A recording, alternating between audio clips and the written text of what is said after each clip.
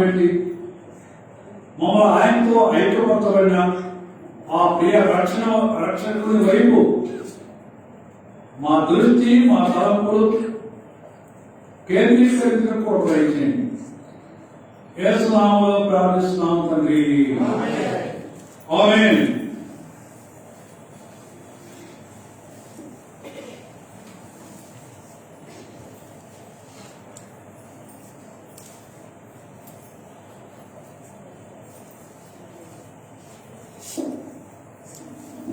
మరొకసారి ప్రభువైన యేసుక్రీస్తు వారి నామములో చేర్చిన మీ అందరికీ హృదయపూర్వక వందనాలు. Praise the lord.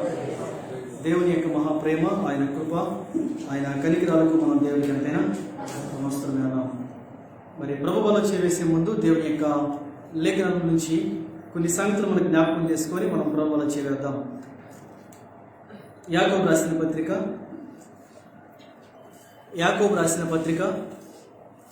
5వ అధ్యాయం. యాకోబు రాసిన పత్రిక 5వ అధ్యాయము 8వ వచనాన్ని అందరం కలిసి చదువుకుందాం. యాకోబు రాసిన పత్రిక 5వ అధ్యాయము 8వ వచనాన్ని అందరం కలిసి చదువుకుందాం. యాకోబు 5:8 అందరం కలిసి చదువుకుందాం. ప్రభు రాక సమీపించినది కనుక మీరును ఓపిక కలిగి ఉండి మీ హృదయములను స్థిరపరచుకోండి. నాలుగు చెప్పండి ఒకసారి. ప్రభు రాక సమీపించినది కనుక మీరును ఓపిక కలిగి ఉండి మీ హృదయములను స్థిరపరచుకోండి. చదవబడిన వాక్యము దేవుడు మన ఇంట్లో దీవించుగాక. ఈ భాగాన్ని మనం చూసినట్లయితే మరి దేవుని యొక్క రాకడ గురించి, జరగబోయే ఉపద్రవముల గురించి, దేవుని యొక్క చిత్తానుసారంగా జీవించడానికి ఆయన రాకడకు సిద్ధపడాల్సిన బాధ్యతను ఏ విధంగా మనము సిద్ధపడి ఆ నిత్యరాజ్యానికి వారసులు అవ్వాలో దేవుని యొక్క వాక్యంలో మరి అనేక సందర్భాల్లో మత్తయి సువార్తలు కావచ్చు, తర్వాత అపోస్తలుడైన పౌలు గారి కొరింథీయులకు రాసిన సంఘంలో కావచ్చు, ఇలా అనేక భాగాల్లో మనకు కనబడతా ఉంటాయి. ఈ భాగంలో మనం చూసినట్లయితే మనకి 5వ అధ్యాయంకి వచ్చేపాటికి మరి యాకోబు మాట జ్ఞాపకం చేస్తున్నాడు. దేవుని యొక్క రాకడ గురించి ఆయన జ్ఞాపకం చేస్తూ ఈ మాట చెప్తున్నాడు. చదవండి ఒకసారి. 5వ అధ్యాయము 8వ వచనం. ప్రభు రాక ఏం చేయబడిందంట? సమీపించున్నది కనుక మీరును ఓపిక కలిగి ఉండుడి, మీ హృదయములను స్థిరపరచుకోండి. ఈ భాగాన్ని జ్ఞాపకం చేసుకుంటే ఆఖరి భాగాన్ని జ్ఞాపకం చేసుకుందాం. మీ హృదయములను స్థిరపరచుకోండి. నాతో చెప్పండి ఒకసారి. మీ హృదయములను స్థిరపరచుకోండి. ఏం స్థిరపరచుకోవాలంట? మన హృదయాల్ని ఏం చేసుకోవాలంట? స్థిరపరచుకోవాలి. సిద్ధపరచుకోవడం వేరు, స్థిరపరచుకోవడం వేరు. స్థిరం అనేది వేరు, సిద్ధం అనేది వేరు. గుర్తుంచుకోండి. సిద్ధం అనేది వేరు, స్థిరం అనేది వేరు. ఏ వ్యక్తి అయితే సిద్ధపడతాడో ఆ వ్యక్తిలో స్థిరత్వం ఉంటుంది. లేక ఏ వ్యక్తి అయితే స్థిరత్వం కలిగి ఉంటాడో ఆ వ్యక్తి ఏం చేయబడతాడంటే సిద్ధపడతాడు. ఈ భాగంలో చూసినట్లయితే దేవుడు చెప్తున్న మాట, మీరు ఏం చేయమంటాడైనా మీ హృదయములను స్థిరపరచుకోవాలని. స్థిరం అనేది మాట ఏంటి అసలు? మన హృదయాల్ని ఎందుకు స్థిరపరచుకోవాలి? ఎందుకోసం అంట? అక్కడే చెప్పిన వచనంలో ఏమన్నాడు? అక్కడ ప్రభు రాక సమీపం. దేవుని యొక్క రాక సమీపంగా ఉంది కాబట్టి మన హృదయాల్ని ఏం చేసుకోవాలంట? స్థిరపరచుకోవాలి. రైల్వే స్టేషన్కి వెళ్ళిన తర్వాత రైల్వే స్టేషన్ చెప్తారు ఏమని? పలానా ప్లాట్ఫామ్ దగ్గర రైలు ఏం చేస్తుంది? రావడానికి సిద్ధంగా ఉంది అంటారు. ప్లాట్ఫామ్ స్థిరంగా ఉంటుంది, ట్రైను సిద్ధంగా ఉంది. గుర్తుంచుకున్నమాట. ప్లాట్ఫామ్ ఎలా ఉంది? కదులుతుంది, స్థిరంగా ఉంది. ట్రైన్ ఏం చేస్తుంది? సిద్ధంగా ఉంది. ఎప్పుడైనా రావచ్చు. 2వ నెంబర్ రావచ్చు, 2వ నెంబర్ రావాల్సింది 3వ నెంబర్ కూడా రావచ్చు. కానీ స్థిరంగా ఉన్నది మాత్రం ఏమవుదు? కదలదు. స్థిరంగా ఉన్నది ఏమవుదండి? కదలదు. ఇప్పుడు సిద్ధంగా ఉన్నది మాత్రము ఎప్పుడైనా ముందుకి కదవచ్చు. సిద్ధంగా ఉన్నది ఎప్పుడైనా కదవచ్చు. రైల్వే స్టేషన్ చెప్తారు ఈ మాట. రెండో అవిగాడి ప్లాట్ఫామ్ నెంబర్ 2 ఏమైందంట, రావడానికి సిద్ధంగా ఉంది అని చెప్తారు. అది వచ్చిన సంగతి తర్వాత చూద్దామని అనుకుని మనం హాయిగా అక్కడ వేసిన బలలో కూర్చుంటే ఎలా ఉంటుందండి? అది వచ్చింది, వెళ్ళిపోయింది. ఇప్పుడు చూసినట్లయితే దేవుడు చెప్తాడు ఇక్కడ, ఏమని చెప్తున్నాడు? ప్రభు రాక, చదవ మరొకసారి, ప్రభు రాక సమీపించున్నది కనుక అది రావడానికి సిద్ధంగా ఉంది. మీరేం కలిగి ఉండాలంట? ఓపిక కలిగి ఉండాలి. దేవుడు రాక సిద్ధంగా ఉంది. ఇప్పుడు మనం ఎలా ఉండాలంట? ఓపిక కలిగి ఉండాలి. ఎప్పుడు వచ్చినా నేను రెడీ అనడానికి ఓపిక కావాలంట. ఇప్పుడు చెప్తాడు ఇక్కడ మన భాగం ఏమంటాడు ఇక్కడ? ఇప్పుడు ఓపిక కావాల్సిన వాళ్ళకి కావాల్సింది ఏంటంటే మన హృదయాలు ఏం చేసుకోవాలి తెలుసా? కొన్నిసార్లు ఇది తెలిసిందిలే, ఈలోపు ప్లాట్ఫామ్ దగ్గర కాకుండా రోడ్ మీదకి వెళ్ళి టీ దాకా వద్దాం అని చెప్పి వెళ్ళామనుకోండి, ఏమైంది? వెళ్ళిపోయింది. రైల్వే స్టేషన్లో కావాల్సింది తెలుసా? ఓపిక. దేవుని యొక్క రాకడ వచ్చినప్పుడు విశ్వాసం వారికి కావాల్సింది ఏంటి తెలుసా? ఓపిక. ఇప్పుడు ఏ వ్యక్తి అయితే ఓపిక కలిగి ఉంటాడో ఆ వ్యక్తి ఏమవుతాడు తెలుసా? తన యొక్క హృదయాన్ని ఏం చేసుకుంటాడంట? స్థిరపరచుకుంటాడు. సిద్ధం వేరు, స్థిరత్వం వేరండి, గుర్తుంచుకోండి. ఈరోజు నేను చెప్పే భాగం ఏంటంటే మీ హృదయములను ఏం చేసుకోవాలంట? స్థిరపరచుకోవాలి. సరే, దేవుని యొక్క వాక్యంలో కొన్ని సంగతులు చూద్దాం. ఈ భాగంలో 2 సంగతులు చెప్తాను, 2 సంగతులు. మొదటి భాగము మన హృదయము, రెండవది స్థిరపరచుకోవాలి. ముందుగా కొంచెం అవుట్లైన్ కొన్ని సంగతులు చెప్తాను, చూడండి ఒకసారి. దేవుడు మొదటి దినోత్క్రాంతి గ్రంథంలో ఒక మాట జ్ఞాపకం చేస్తున్నాడు. మొదటి దినోత్క్రాంతి గ్రంథము 17వ అధ్యాయం, మొదటి దినోత్క్రాంతి గ్రంథము 17వ అధ్యాయము 14వ వచనంలో ఆయన తన యొక్క మందిరాన్ని స్థిరపరచును అని రాశాడు. చూడండి ఒకసారి. అసలు స్థిరం అనేది గురించి చెప్తాడు అక్కడ, స్థిరం గురించి చెప్తాడు అక్కడ. మొదటి దినోత్క్రాంతి గ్రంథము 17వ అధ్యాయము 14వ వచనం చదవండి. నా మందిరమందును, నా రాజ్యమందును నేను నిత్యము అతనికి ఏం చేస్తాను? సిద్ధపరుస్తానన్నాడా? స్థిరపరుస్తాడా? స్థిరపరుస్తాడు. ఏమేమి స్థిరపరుస్తాడంట? దేవుని యొక్క రాజ్యాన్ని, దేవుని యొక్క మందిరాన్ని. దేవుని యొక్క మందిరం ఏమైందని ఇప్పుడు స్థిరంగా ఉంటుంది. రెండోది, ఆయన ఏర్పాటు చేసిన తన యొక్క రాజ్యం కూడా ఎలా ఉంటుందంటే అండి? స్థిరపరచబడింది, స్థిరపరచబడింది. అంత మాత్రమే కాదు, అతని సింహాసనము ఎన్నటికి స్థిరముగా ఉండునని అతనికి తెలియచేయము. దేవుని యొక్క సింహాసనము, దేవుని యొక్క మందిరము, దేవుని యొక్క రాజ్యము ఎలా ఉంటుందంటే అండి? స్థిరంగా ఉంటది. ఏ వ్యక్తి అయితే స్థిరంగా ఉంటాడో ఆ వ్యక్తి ఆ నిత్యరాజ్యంలో ఏం చేయబడతాడంటే, దేవుడిచ్చే యొక్క రాజ్యంలో ఏం చేయబడతాడు తెలుసా? స్థిరంగా ఉంటాడు. తర్వాత చూద్దాం, కీర్తనలు 78:36 వాక్యంలోకి వెళ్ళే ముందు ఒకసారి అవుట్లైన్ చూద్దాం. ఒకసారి కీర్తనలు 78:36 దేవుడి దగ్గర అంట వారి హృదయం అంట స్థిరముగా లేదని రాశాడు అక్కడ. కీర్తనలు 78:36 అయినను వారి హృదయము నా ఎడల ఎలా లేదంటండి? స్థిరముగా ఉండలేదంట. ఆయన నిబంధనను వాళ్ళు నమ్మకముగా ఏం చేసుకోలేకపోయారంట? గైకోలేకపోయారు. దేవుని పిల్లలుగా పిలవబడే వాళ్ళు ఏం చేస్తున్నారంటే వారి హృదయం దేవుని దగ్గర ఎలా లేదంట? స్థిరముగా ఉండలేదని రాశారు.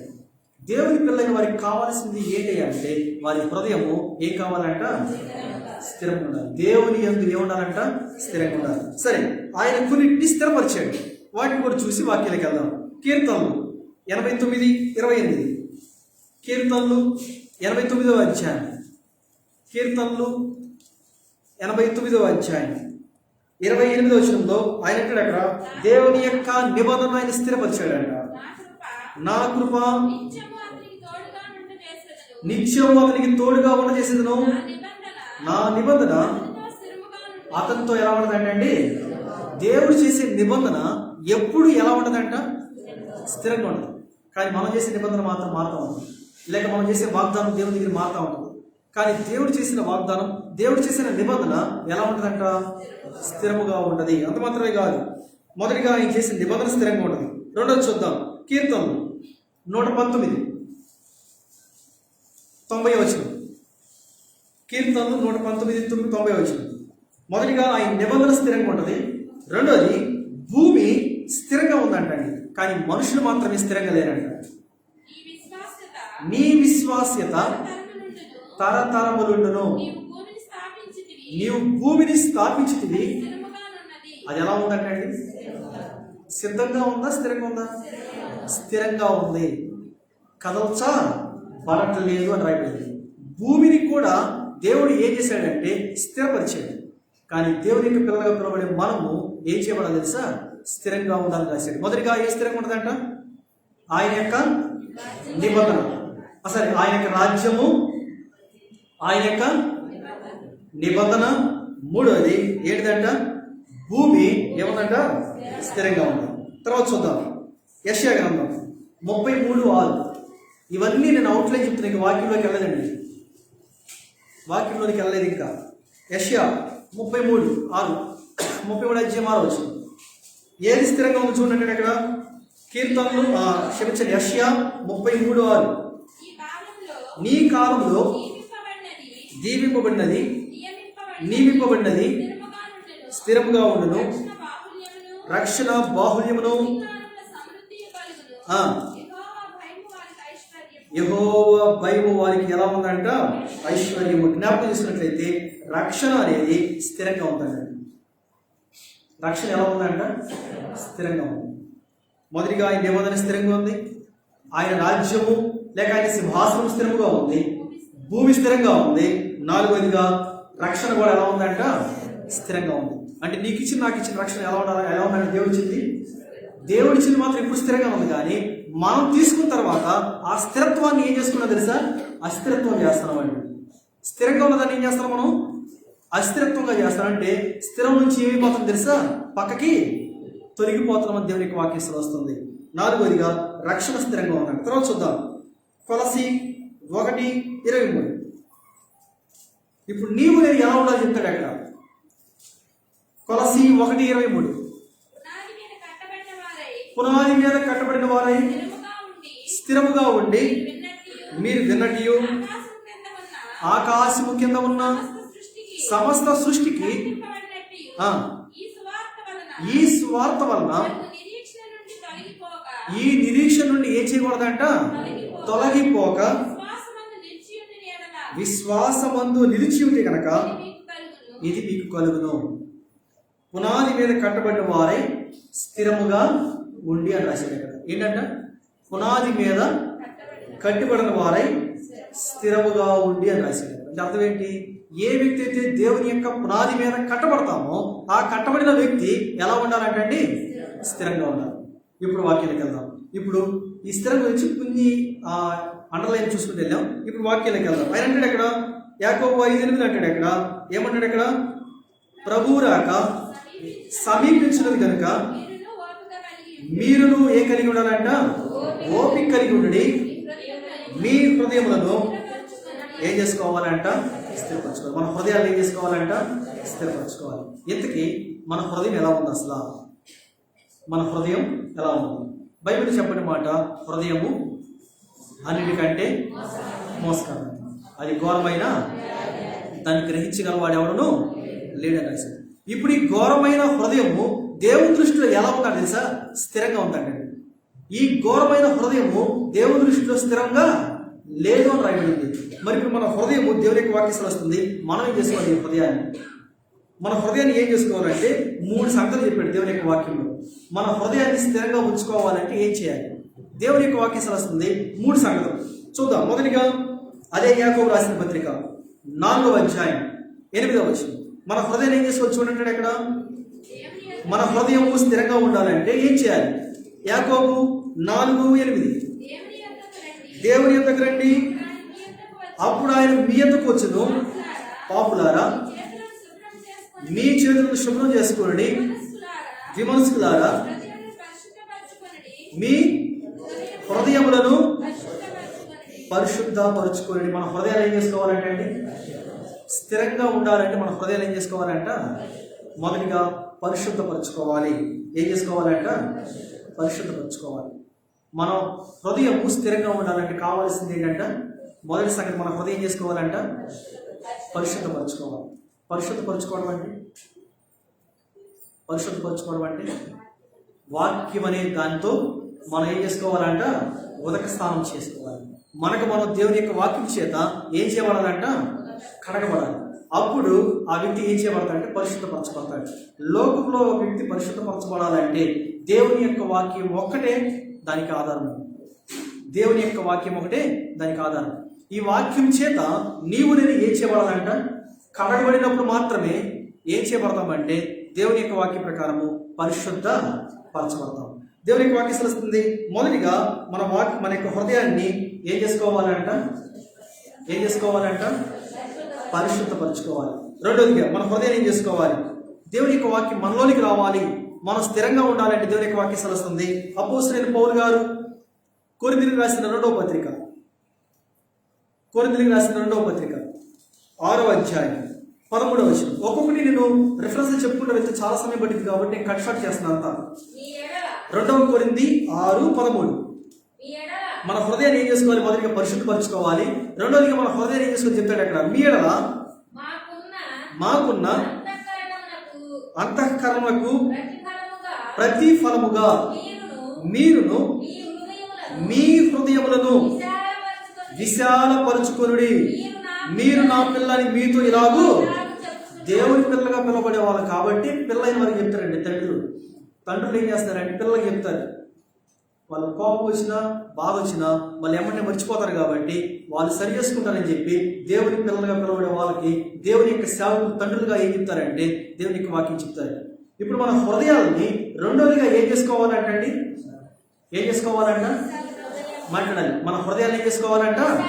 విశాలపరచుకోవాలి. మొదటిగా ఏం చేసుకోవాలి? మన హృదయాల్ని పరిశుద్ధపరచుకోవాలి. ఏ వ్యక్తి అయితే వారి యొక్క జీవితాన్ని వారి యొక్క హృదయాన్ని పరిశుద్ధపరచుకుంటారో వారి హృదయము దేవుని దగ్గర ఎలా ఉంటుంది అంటే స్థిరంగా ఉంటుంది.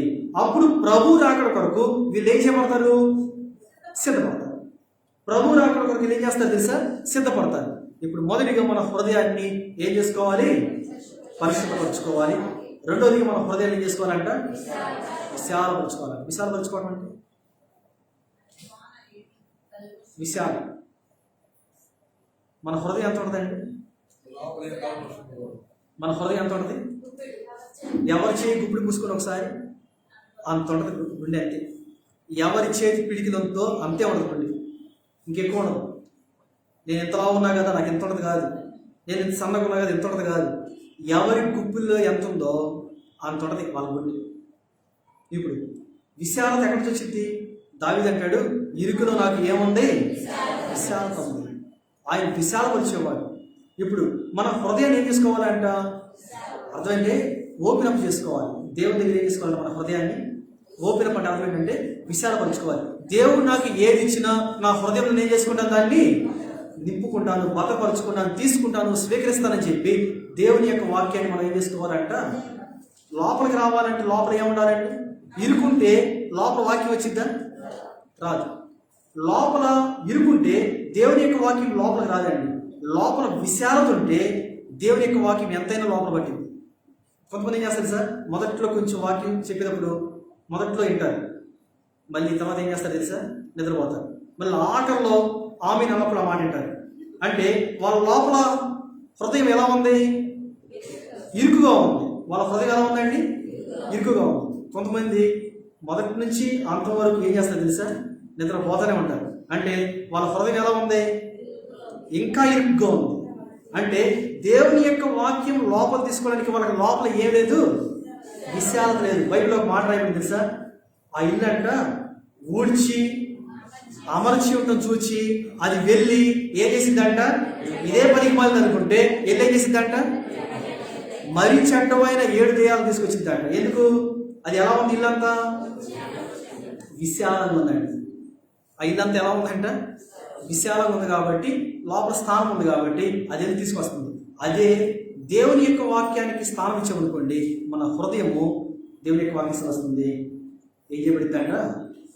విశాలమైన స్థలంలో ఆశ్రయించబడింది.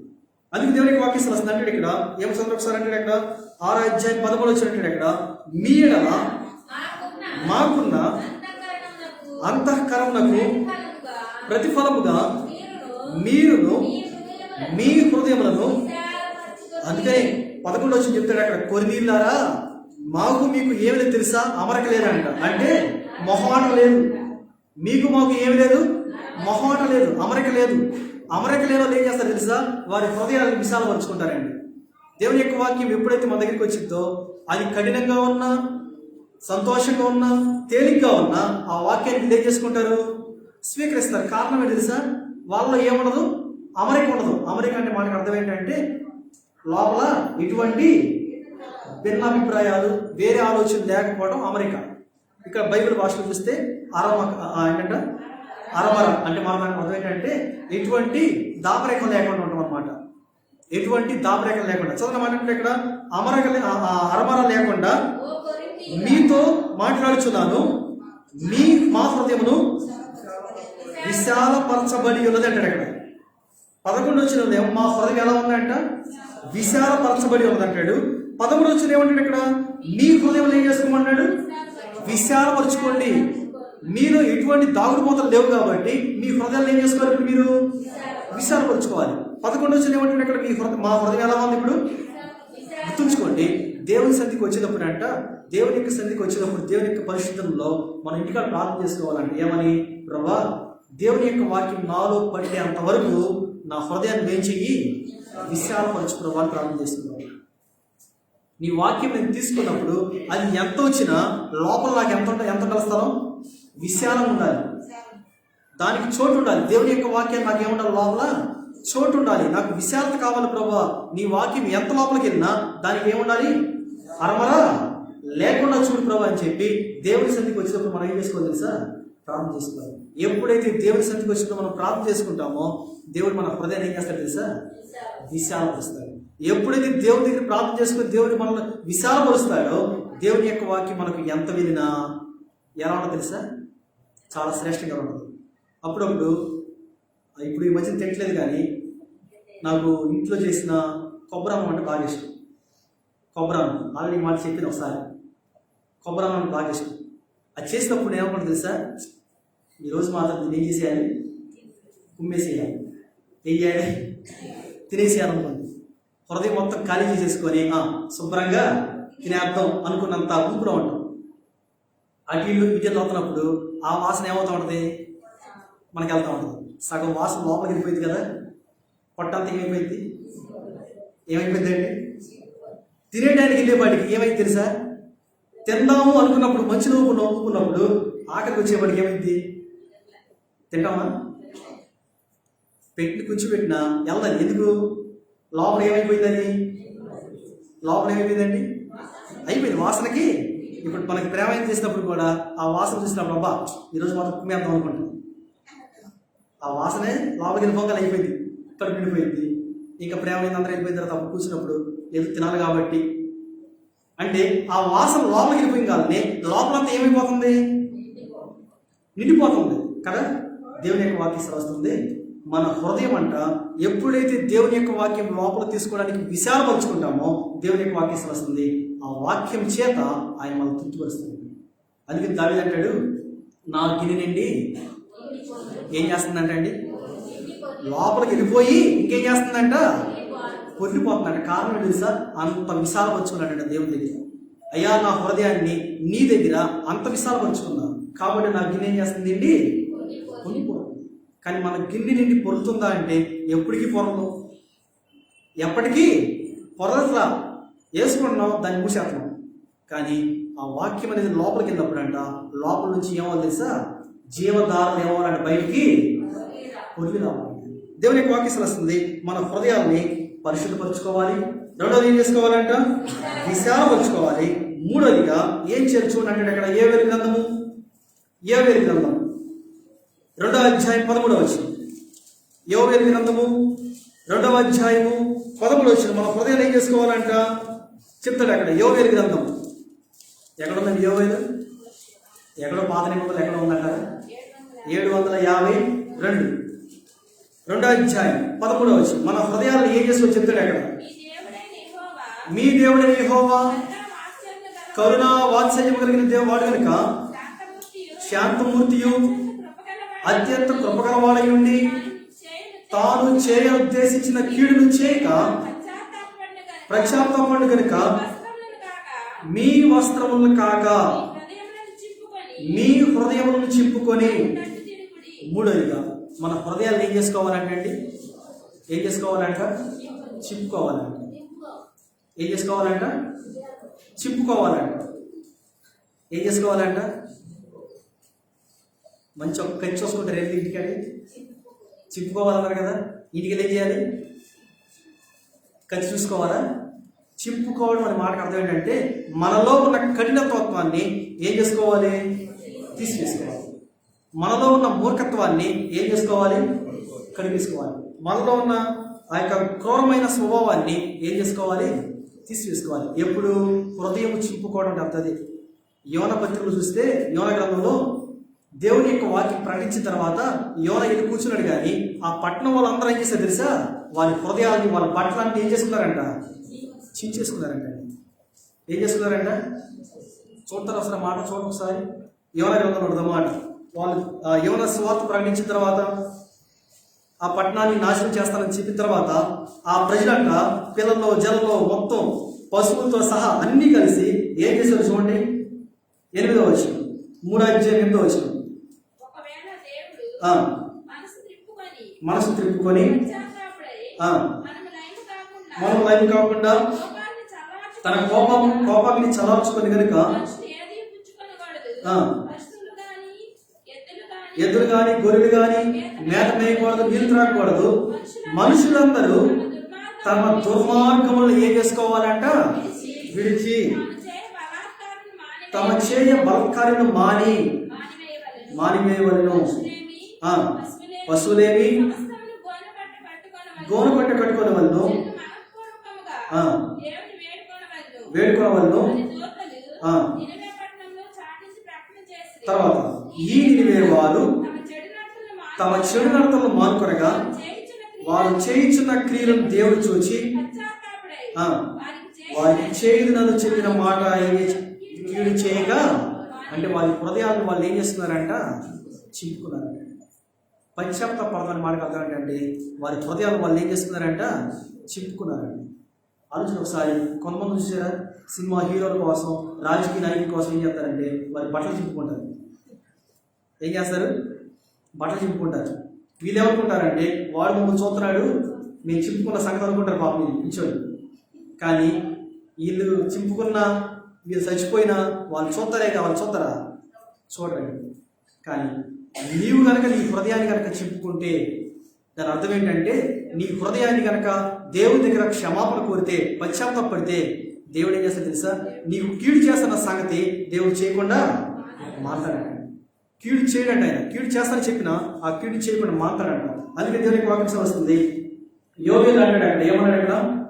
13 చెప్తాడు అక్కడ, మీ దేవుడైన యెహోవా కరుణా వాత్సల్యం కలిగిన వాడు కనుక శాంతమూర్తి, అత్యంత కృపగలవాడయుండి తాను చేయనుద్దేశించిన కీడు చేయక కనుక మీ వస్త్రములు కాక, బట్టలు కాదంటే చించుకోవాల్సింది. ఏం చించుకోవాలంట? మన హృదయాన్ని చింపుకోవాలంట. బట్టలు చింపుకుంటే ఏమవుతుంది? మళ్ళీ అయితే 3 రోజులు కొనుక్కోవచ్చు మరి. కానీ హృదయం చించుకుంటే కడగబడతాం, క్షమాపణ పొందుకుంటాం. దేవుడి దగ్గర మనం పశ్చాత్తాపం పొందినప్పుడు దేవుడు మనకు క్షమిస్తాడు. అక్కడ దేవుని యొక్క వాక్యం వస్తుంది. అందుకంటే అక్కడ దేవుని యొక్క రాకడ సమీపిస్తుంది కనుక మీరు ఏం చేసుకోవాలంట? మీ హృదయములను ఏం చేసుకోవాలంట? స్థిరపరచుకోవాలి. మన హృదయాన్ని ఏం చేసుకోవాలంట? చదువు ఒకసారి. ఇప్పుడు యాకోబు మన భాగం 5వ అధ్యాయము 8వ వచనం చెప్తాడు అక్కడ, ప్రభు రాక సమీపించినది కనుక మీరును ఓపిక కలిగి ఉండయా. మీ హృదయములను ఏం చేసుకోవాలంటే అండి? స్థిరపరచుకోవాలి. మన హృదయాన్ని స్థిరపరచుకోవాలి. ఇప్పుడు దాకా మనం మన హృదయం గురించి జ్ఞాపకం చేసుకుంటూ వచ్చాం. ఇప్పుడు ఏ విషయాలు మనం స్థిరపరచుకోవాలి, ఎలా స్థిరపరచుకోవాలి, దేవునికి వాక్యంలో కొన్ని సంగతులు చూద్దాం. చూడండి, ఇర్మియా చూసినట్లయితే ఇర్మియా గ్రంథంలో ఎలా స్థిరపరచుకోవాలో చెప్తాడు అక్కడ. వేటి చేత స్థిరపరచుకోవాలో చెప్తాడు, ఎందుకోసం స్థిరపరచుకోవాలో చెప్తాడు అక్కడ. చూడండి, ఇర్మియా గ్రంథం 46వ అధ్యాయం. ఇర్మియా గ్రంథము 46వ అధ్యాయం 46:3. ఇర్మియా 46:3 ఏమేమి స్థిరపరచుకోవాలి చెప్తాడు. చూడండి, విశ్వాసంగా పిలవబడే మనము వేటిని స్థిరపరచుకోవాలి చెప్తాడు అక్కడ. డాలును కేడమును స్థిరపరచుకుని యుద్ధమునకు రండి. చాలండి. ఏమేమి స్థిరపరచుకోవాలంటే విశ్వాసులు? డాలు, కేడెము. దేని స్థిరపరచుకోవాలంటే డాలు, కేడెని స్థిరపరచుకోవాలి.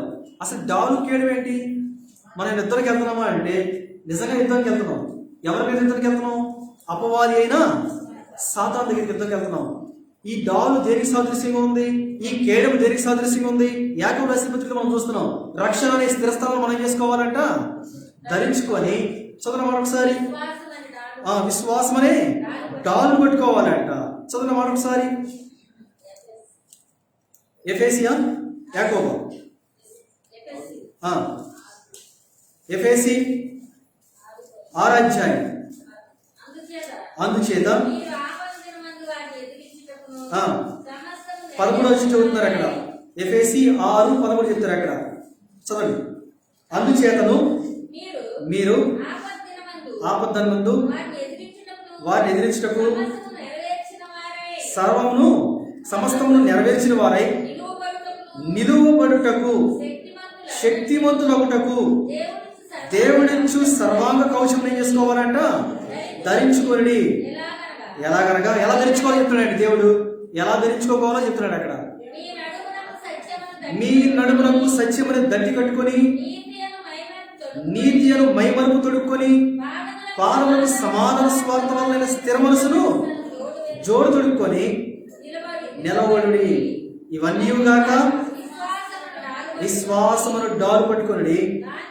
దానితో మీరు దుష్టుని అగ్నిబాణములను ఆర్పునకు శక్తిమంతులగుదురు.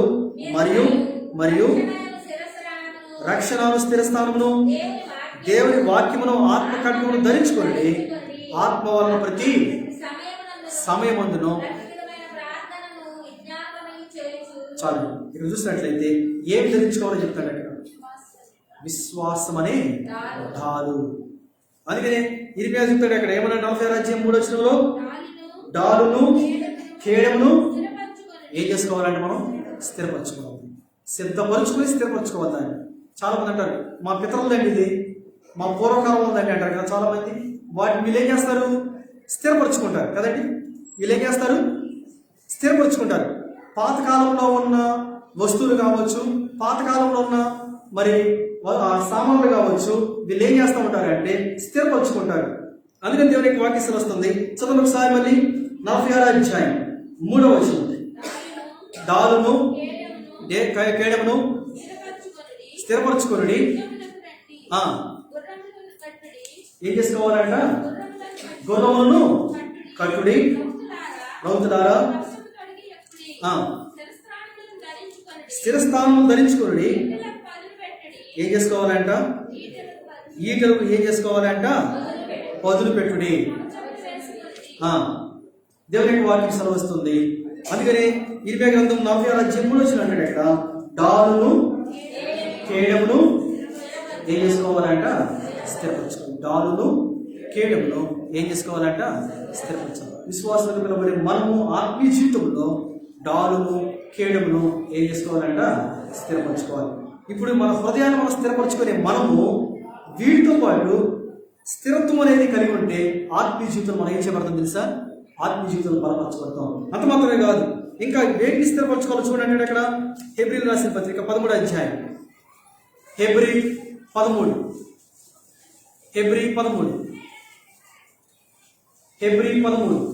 9వ వచనం. నానా విధములైన అన్య బోధన చేత త్రిప్పబడకుడి, భోజన పదార్థమును బట్టి కాక కృపను బట్టి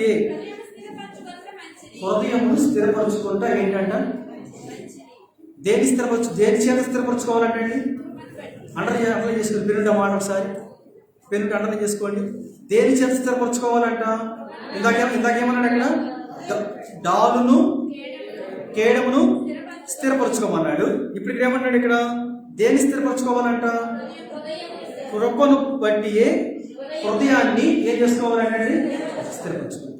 కృపను బట్టి మాత్రమే ఆత్మీయ జీవితం మనకు జ్ఞాపకం చేసుకోవాల్సింది ఏంటంటే కృపను బట్టి మాత్రమే మనం ఏం చేసుకోవాలంట? హృదయాన్ని స్థిరపరచుకోవాలంటే. ఎవరి కృప? దేవుని యొక్క కృప. లోకమును మనం చూసినట్లయితే లోకమును మనం ఏ కృప వల్ల మనం రక్షించబడలాం. లోకం మనం చూసినట్లయితే ఏ కృప చేత మనం ఉచితంగా రక్షించబడలేదు. కానీ ఇప్పుడు యేసుక్రీస్తు వారి యొక్క కృప చేత మాత్రమే నీవు నేను ఏం చేయబడ్డా తెలుసా? రక్షించబడ్డాం.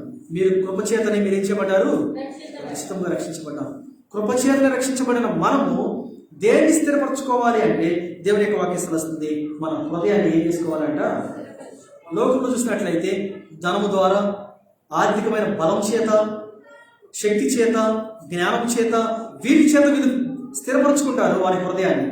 కానీ విశ్వాసంగా పిలువబడే మనమంట దేని చేత స్థిరపరచుకోవాలి తెలుసా? దేవుడి ఇచ్చే కృప. అందుకే అపోస్తలుడు పౌలు అంటాడు, ప్రభా నా వల్ల కాదు ప్రభా అంటే దేవుడు అంటాడు, నా కృప నీకు చాలు. లోకములు నీకు ఏం అవసరం పడలేదు, నా కృప నీకు చాలు. ఆ కృప కలిగిన దేవుడు తన కృపను బట్టి నిన్ను నన్ను స్థిరపరుస్తాడంటే నీవు నేను చేయాల్సింది తెలుసా? ఆ కృప కిందకి మనం ఏం చేయాలంట? వెళ్ళాలి. ఎప్పుడైతే ఆ కృప కిందకి మనం వెళ్తామో దేవుని యొక్క వాక్యం వస్తుంది, నీవు నేను స్థిరపరచబడతామండి. అందుకే దేవుని యొక్క వాక్యం వస్తుంది, కృపను బట్టి మన హృదయాన్ని ఏం చేసుకోవాలంట? స్థిరపరచాలి. కృపను బట్టి నీవు నేను మన హృదయాన్ని ఏం చేసుకోవాలంట? స్థిరపరచుకొనుట ఏమన్నాడు అక్కడ? మంచిది అన్నాడండి. ఏంటంట? స్థిరపరచుకొనుట మంచిది. కృపను బట్టియే హృదయాన్ని స్థిరపరచుకుంటే ఏంటంట? మంచిది. లోకములు అన్నీ మంచియే, అన్నిటికీ మంచి అనుకుంటాం. కానీ ఏది మంచిది అంటే దేవుని యొక్క వాక్యం వస్తుంది, కృపను బట్టి మన హృదయాన్ని స్థిరపరచుకోవడం మంచిది. ఇక మూడో సంగతి చూద్దాం. ఏమి స్థిరపరచుకోవాలో చెప్తాడు అక్కడ. కీర్తనలు 17వ అధ్యాయం, కీర్తనలు 17వ అధ్యాయం 5వ వచనం. కీర్తనలు 17:5. నీ నోటి కీర్తనలు 17:5. నీ మార్గముల యందు నా నడకను స్థిరపరచుకొని ఉన్నాను, నా కాలు జారలేదు. మన కాలు ఎప్పుడు జారదంటండి? నీ మార్గముల యందు నా నడతలను ఏం చేసుకున్నామంట? ఏం స్థిరపరచుకోవాలంట? మన నడత ఏం చేసుకోవాలంట? స్థిరపరచుకోవాలి. దేని చేత స్థిరపరచుకోవాలి? దేవుని యొక్క మార్గముల యందు అంటాడు. ఎక్కడ పడితే మనం అక్కడ నడిచామనుకోండి మన కాలు ఏమైందంట? జారింది. కానీ దేవుని యొక్క మార్గంలో మనం నడిస్తే కనుక మన నడక ఎలా తెలుసా? స్థిరంగా ఉంటుంది. మన కాలు ఏమవుదంట? జారదు. మన కాలు జారదు. మన కాలు జారదు అంటే దేవుడు అంటాడు, దావీదు కీర్తనలో అంటాడు అక్కడ, త్రొక్కెళ్ళకుండా, యాకోబు రాసిన పత్రికలో అంటాడు అక్కడ, యోధ రాసిన పత్రికలో, త్రొక్కెళ్ళకుండా మనల్ని కాపాడటకు తన మహిమెదుట నిర్దోషంగా నిలబట్టకు శక్తిమంతుడని రాశాడు. కీర్తనకారుడు ఏమన్నాడు తెలుసా? ఆయన మన పాదములు ఏం చేయడంట? జార పడినాడంట, తృప్తిలకుండా చేస్తాడంట. దేవుని యొక్క వాక్యం వస్తుంది, నీ మార్గముల యందు నా నడకలను లేదా నా నడతలను ఏం చేసుకున్నా నేను స్థిరపరచుకోవాలి.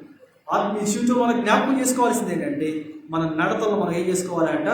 స్థిరపరచుకోవాలి. అందుకని దేవుని యొక్క రాకడ కొరకు యాకోబు అంటాడు అక్కడ, ఏమన్నాడు అక్కడ? 5వ అధ్యాయము ఏమంటాడు ఒకసారి? యాకోబు 5వ అధ్యాయం ఏందో వచ్చినట్టు అక్కడ ఏమన్నాడు అక్కడ? ప్రభు రాక ఎలా ఉందంటే, ప్రభు రాక సమీపించున్నది కనుక మీరును ఓపిక కలిగి ఉండండి. మీ హృదయాన్ని ఏం చేసుకోవాలంట? స్థిరపరచుకోవాలి. మన హృదయాన్ని ఏం చేసుకోవాలంటే దేవుని దగ్గర స్థిరపరచుకోవాలి. ఎలా స్థిరపరచుకుంటున్నాము? డాలు కేడమును సిద్ధపరచుకోవడం వల్ల. రెండోది, కృపను బట్టి మన హృదయాన్ని స్థిరపరచుకుంటున్నాం. ఆయన మార్గం లేదు మన నడకలు ఏం చేసుకోవాలి? స్థిరపరచుకోవాలి. అంత మాత్రమే కాదు. యజ్రా చూడండి ఏమంటాడు? 9వ అధ్యాయం, యజ్రా 9వ అధ్యాయం. ఆయనంట నువ్వు నేను స్థిరపరచుకోవట్లేదని దేవుడే స్థిరపరిచేశాడంటండి. దేవుడే ఏం చేశాడంట? మన కొరకు స్థిరపరిచాడంట. యజ్రా గ్రంథము 9వ అధ్యాయం 8వ వచనం. యజ్రా 9:8. అయితే ఇప్పుడు మా దేవుడు మా నేత్రములకు వెలిగించి మమ్మల్ని కొంచెం తెప్పరలు చేయనట్లుగా మాలో ఒక శేషము ఉండనిచ్చినట్లుగాను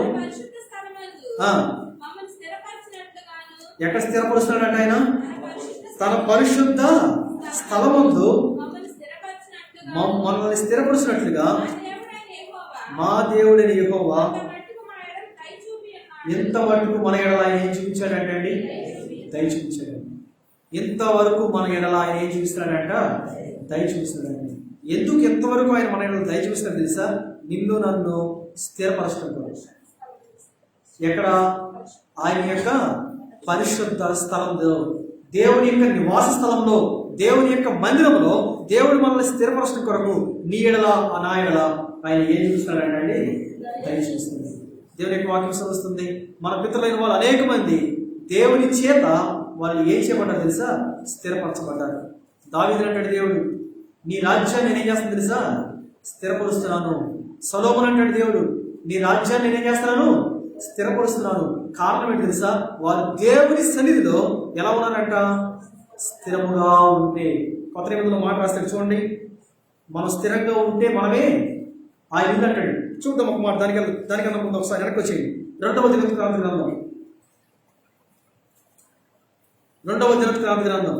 మనమంట దేవుడేమో అన్నీ మన కోసం స్థిరపరుస్తుంటే, గుర్తుంచుకోండి, సిద్ధపరచట్లా, స్థిరపరుస్తుంటే మనం మాత్రం మన హృదయాన్ని ఏం చేసుకోవట్లేదు తెలుసా? స్థిరపరచుకోవట్లేదంట. 2వ దినవృత్తాంత గ్రంథము 20వ అధ్యాయం 33వ వచనం. 2వ దినవృత్తాంత గ్రంథము 20వ అధ్యాయం 33వ వచనంలో నీవు నేనంట స్థిరపరచుకోవట్లేదంట. లోకంలో ఉన్న మనం అంట దేవుడు మనకి స్థిరపరుస్తుంటే మనం మాత్రం స్థిరపరచుకోలేకపోతున్నామంట.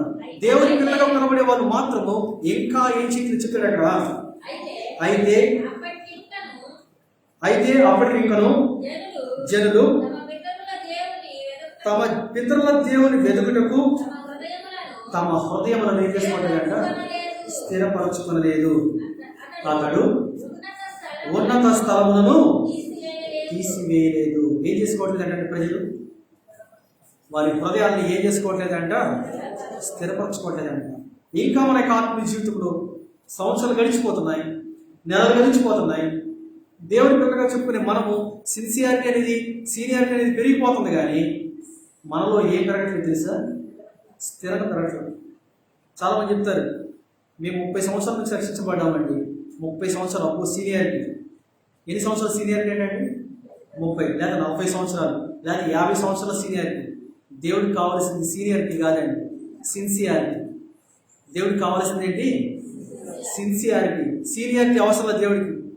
విన్నారు? దేవుడికి కావాల్సింది సీనియారిటీ కదా. అమ్మో మేము 30 సంవత్సరాల నుంచి మా తాతల గారి నుంచి అంత రక్షించబడ్డానండి. దేవుడికి కావాల్సింది అది కాదండి. నీలో ఎంత స్థిరం ఉంది? దేవుడి పిల్లలుగా చెప్పుకునే నీకు ఎంత స్థిరం ఉంది? దేవుడు కోరుకునేది సిన్సియారిటీ. దేవుడు కోరుకునేది ఏంటంటే సిన్సియారిటీ. విశ్వాసం చెప్పుకుంటున్నాం, దేవుడి పిల్లలు చెప్పుకుంటున్నాం, కానీ మనలో స్థిరత్వం ఉందా? ప్రభువులో చేసి జ్ఞాపకం చేసుకోండి, మనలో స్థిరత్వం ఉందా? అందుకని యాకోబు అంటాడు, దేవుడు ఆయన రాకడ ఏమవుతుందంట? సమీపిస్తుంది. చాలాసార్లు మనం చేస్తుంది తెలుసా? అనుకుంటున్నాం దేవుని యొక్క వాక్యం చాలా బాగుంది అనుకుంటున్నాం, వెంటనే వెళ్ళిపోతున్నాం, కానీ ఆ వాక్యాన్ని మన జీవితంలో ఏం చేసుకోలేకపోతున్నాం? అవును పెంచుతున్నాం. అబ్బా ఈరోజు చాలా బాగుందండి వాక్యం అనుకుంటాం, లేదా అబ్బా ఈరోజు చాలా కొంచెం ఇది కఠినంగా ఉందండి, ఎక్కడో గుచ్చుకుందండి, లేకపోతే ఇలా ఉందని చెప్పి అనుకుంటాం, కానీ ఆ వాక్యాన్ని మన జీవితంలో ఏం చేసుకోవట్లేదు? స్థిరపరచుకోవట్లా. ఆ వాక్యాన్ని ఏం చేసుకోలేకపోతున్నామండి? స్థిరపరచుకోవట్లేదా? కొన్నిసార్లు మనం ఏం చెప్తుంది సార్, ఈ రోజు నుంచి ఈ వాక్య ప్రకారం జీవిస్తా అని తీర్మానం చేసుకుంటాం. చాలాసార్లు చాలా బాగుంది, ఈరోజు నచ్చింది నాకు, ఈ రోజు నుంచి నేను చేస్తాను, ఆ వాక్య ప్రకారం జీవిస్తాను అనుకుంటాం. ఎక్కడ దాకా? ఈ గుమ్మం లోపల ఉన్నంత వరకు. గుమ్మం బయటికి వెళ్ళగానే ఏమైపోతుంది తెలుసా? గుమ్మం బయటికి వెళ్ళగానే ఏమైపోతుంది? ఆ వాక్యం అంతా వినిపోతుంది. ఆలోచన ఒకసారి, లోపల ఉన్నంత వరకే కాదండి, మనకి ఆత్మీయ జీవితంలో వాక్యం అనేది స్థిరంగా ఎప్పుడు దాకా ఉండాలి తెలుసా? మన అంతం వరకు కూడా ఆ వాక్యం ఎలా ఉండాలంట? స్థిరంగా ఉండాలి. గుమ్మం లోపల దాకా కాదు, గుమ్మం బయట కూడా దేవుని వాక్యం ఎలా ఉండాలంట? స్థిరంగా ఉండాలి. దేవుడి పిల్లలు చెప్పుకుంటున్నాం, విశ్వాసం చెప్పుకుంటున్నాం, ఆరాధిస్తున్నాం, ప్రభు బల్ల చేస్తున్నాం, కానీ ఇంకా మనం ఏం చేయాలంటే స్థిరంగా ఉండలేకపోతున్నాం. అంత మాత్రమే కాదు, ఆఖరికి మరొక మాట చూసి మనం ప్రభు బల్ల చేద్దాం. దేవుని యొక్క వాక్యం చూసినట్లయితే ఎప్పుడైతే మనము స్థిరపరుచుకుంటామో ఆ వ్యక్తి దేవుడు ఆశీర్వదిస్తాడండి. ఆది కాండం మనమంట స్థిరపరచుకుంటే దేవుడు అంటే మనల్ని స్థిరపరుస్తాడండి. ప్రభావం నన్ను స్థిరపరచు అని చెప్పి దేవుని దగ్గరికి మనం తగ్గించుకొని దేవుని యొక్క పాదాల చేత కనిపించబడి యోగ్యమైన రీతిలో ప్రభు వల్ల మనం చేస్తే కనుక ఆయన అంటాడు అక్కడ, ఆయన మనం స్థిరపరుస్తాడు. ముందు నువ్వు స్థిరపరచబడాలి, నువ్వు స్థిరపరచబడి ఆయన బలంలో సమీపిస్తున్నప్పుడు దేవుని యొక్క వాక్యం వస్తుంది. అప్పుడు ఆయన ఏం చేస్తాడు తెలుసా? స్థిరపరుస్తాడు. మన పితరులైన వాళ్ళు దేవుడు ఏ విధంగా స్థిరపరచాడు చూడండి. ఆదికాండం 6వ అధ్యాయం 18వ వచనం. ఆదికాండము 6వ అధ్యాయము 18వ వచనం. ఆదికాండం 6:18. అయితే నీతో నా నిబంధన ఏం చేస్తాను? అదే నీ సంగతి. ఏం చేస్తాడంటే దేవుడు నీతో నా నిబంధనను సిద్ధపరుస్తానన్నాడా? డిఫరెన్స్ అర్థం చేసుకోండి. మళ్ళీ సిద్ధం కాదని స్థిరత్వం గుర్తుంచుకోండి. మళ్ళీ చెప్తున్నాను, స్థిరపరచటము. ఆయన అంటాడు అక్కడ, ఏమంటాడు అక్కడ? నువ్వు కనుక మన జీవితాన్ని స్థిరపరుచుకుంటే దేవుని యొక్క పాదాల దగ్గర దేవుడు చెప్తున్న మాట, ఆయన ఏం చేస్తాడంట? నీకు నాకు చేసిన నిబంధనలు ఆయన ఏం చేస్తాడంట? చదువుకుని అంటాడు ఇక్కడ. ఈ భాగం అంతా నోవాహు సంగతి జరిగింది. ఇక్కడ నోవాహుతో చెప్తాడు ఈ సంగతి అంతా. ఏమని చెప్తాడు అక్కడ? పైకి వెళ్ళండి ఒకసారి, పైకి వెళ్దాం. 17వ వచనం. ఇదిగో నేనే జీవవాయువు గల సమస్త శరీరమును ఆకాశం కింద ఉండకుండా నాశనం చేయుటకు. ఇప్పుడు దేవుడు నాశనం చేయాలనుకున్నాడు. నువ్వు స్థిరంగా లేకపోతే దేవుడి కింద ఖచ్చితంగా నాశనం చేయాలి. అవునా కాదండి? మనం స్థిరంగా లేకుండా ఉంటే ఆయన ఏం చేస్తాడు? నాశనం చేస్తాడు. చెప్తున్నాడు అక్కడ, వాళ్ళకి చెప్తున్నాడు, నువ్వు స్థిరంగా ఉంటే జలప్రలయం తప్పిస్తాను, ఆ ఓడను సురక్షితంగా ఉంచుతావు అని చెప్తాడు అక్కడ. ఆయన వాళ్ళు చెప్తాడు అక్కడ 17వ వచనంలో, నాశనం చేయుటకు భూమి మీదకి జల ప్రవాహం రప్పించున్నాను, లోకమందున్న సమస్తమును చనిపోవును. అయితే నీతో నా నిబంధన నేనేం చేస్తాను? అదే నీ సంగతి. దేవుడు చేసిన నిబంధన నీతో చేస్తున్న నిబంధన ఏమని? నేను వస్తాను, నేను స్థలంలో మీరు ఉండలాగా నేను మరలా ఏం చేస్తాను? రాకడ అనే మాట అది జ్ఞాపకం చేస్తాడు. యాకోబులో అదేమంటాడు? ఏమన్నాడు? యాకోబులో రాక గురించి చెప్తాడు ఏమని? 5వ అధ్యాయంలో ఏమన్నాడు అక్కడ? చదవండి. ప్రభు రాకడ అన్నాడు అక్కడ. ఏమన్నాడు అక్కడ? ప్రభు రాకడ అన్నాడు. ఇప్పుడు ఆయన రాకడదే వాడు జ్ఞాపకం చేస్తున్నాడు. దేవుని రాకడ వరకు ఎవరైతే సిద్ధపరచబడి స్థిరంగా ఉంటారో వారు ఏం చేయబడతారు తెలుసా? ఆశీర్వదించబడతారండి. ఆ నిత్యరాజ్యంలో ఏం చేయబడతారు తెలుసా? వారసులు అవుతారండి. అందుకని దేవుని యొక్క వాక్యం వస్తుంది. నోవాహు ఏం చేశాడు చూడండి అక్కడ 18వ వచనం. అయితే నీతో నా నిబంధన నేను చేస్తున్నాను, స్థిరపరచుదును, నీవును నీతో కూడా నీ కుమారుడు, నీ భార్య, నీ కోడళ్ళు. ఇప్పుడు మనం చేయాల్సిందే తెలుసా? నువ్వు ఒక్కలవే దేవుని మందిరికి వస్తే సరిపోదంట. మనం ఒక్కలమే దేవుని యొక్క మందిరానికి వస్తే సరిపోదంట. ఆయన స్థిరపరుస్తున్నాడు, నీతో నిబంధన స్థిరపరుస్తున్నాడు. ఏమని స్థిరపరుస్తున్నాడు? నువ్వు ఒక్కడే కాదు, నీ కుమారుడు ఒక్కడే కాదు, నీ కుమార్తె ఒక్కటే కాదు, నీ భార్య, నీ కోడళ్ళు, వారికి సంబంధించిన అల్లుళ్ళు. ఇంకేంటి అటు సదరు మాట్లాడవచ్చు? నీవు నీతో కూడా. కానీ మనం ఏం చేస్తాం? అమ్మ నేను రాత్రికి వెళ్తున్నా, ఇంటికాడ కూర్చొని టీవీ చూస్తూ ఉండు, ఎవరు అందరం చూస్తూ ఉండని చెప్తాం. ఎవరికండి? పిల్లలకి. అక్కడికి వస్తే అయ్యగారు ఏదో తిడతాడు కాబట్టి ఇంటికాడ కూర్చొని టీవీ చూస్తూ కూర్చో. మేము రాత్రికి వచ్చాం, తలుపులు వేసుకుని దగ్గరగా అన్నం పోయి పెట్టి శుభ్రంగా ఏం చెయ్యి, శుభ్రంగా తిను. ఎంత మంచి మాటలో! ఎవరు చెప్తున్న మాట? కుమారుడికి కుమార్తె.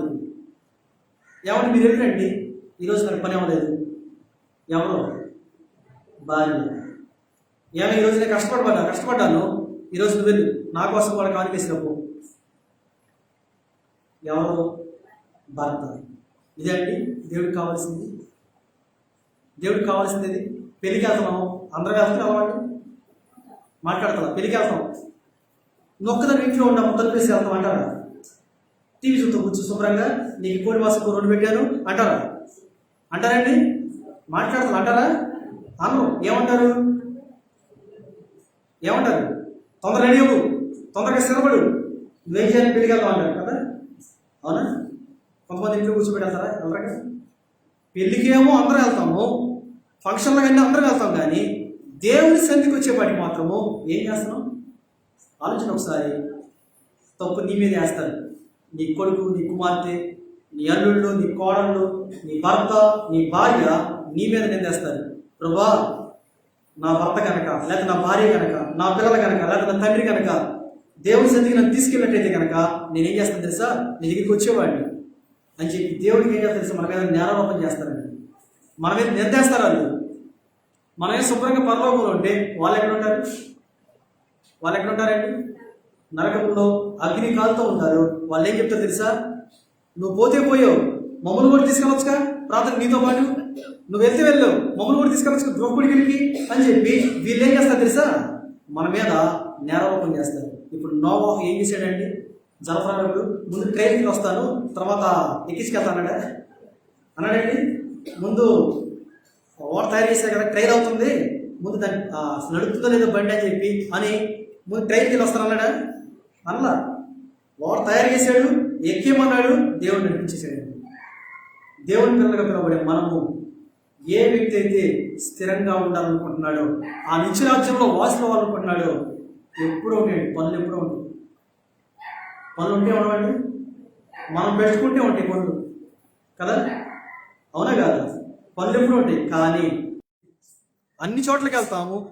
ఆలోచన ఒకసారి, ప్రతిరోజు మన పనులు ఉన్నాయి, కానీ దేవుని సన్నిధికి మాత్రం మనం ఏం చేసుకోవాలి తెలుసా, కొంత సమయాన్ని మనం ఏం చేసుకోవాలి. స్థిరం అనేది ఎప్పుడు వచ్చింది? స్థిరం అనేది ఎప్పుడు వచ్చిందండి? మనం అందుకని అక్కడే రాసిన మాట, మన హృదయాన్ని విశాలపరుచుకున్నాం. మన హృదయాన్ని ఏం చేసుకున్నప్పుడు? చింపుకున్నప్పుడు. మన హృదయాన్ని ఏం చేసుకున్నప్పుడు? పవిత్రపరుచుకున్నప్పుడు. అంతేకదా మనం మొదటి చూసి ఈ సంగతి, మన హృదయాన్ని పరిశుద్ధపరుచుకున్నప్పుడు, మన హృదయాన్ని చింపుకున్నప్పుడు, మన హృదయాన్ని ఏం చేసుకున్నప్పుడంట, ఏం చేసుకున్నప్పుడు 3 సంగతులు చెప్పే కదా. మొదటిగా విశాలపరుచుకోవాలి, పరిశుద్ధపరుచుకోవాలి, చెప్పుకోవాలి. ఎప్పుడైతే చేస్తామో స్థిరంగా ఉంటామండి. లేకపోతే మనం స్థిరంగా ఉంటాం. ఎవరో ఒకటి వస్తారు, అపవాది సాధన వస్తాడు, వాడు ఏదో ఒక చెవులో మాటేస్తాడు, మనలో స్థిరత్వం ఏమైపోతుంది తెలుసా? కోల్పోతున్నాము. రక్షణ అనే వాడు దాకా వెళ్తున్నాము, తలుపు కొడుతున్నాము, తలుపు కొట్టినా కూడా ఇప్పుడు తలుపు ఎవరండి? అదే అధికారం పాపం నోవాహుకి ఇస్తే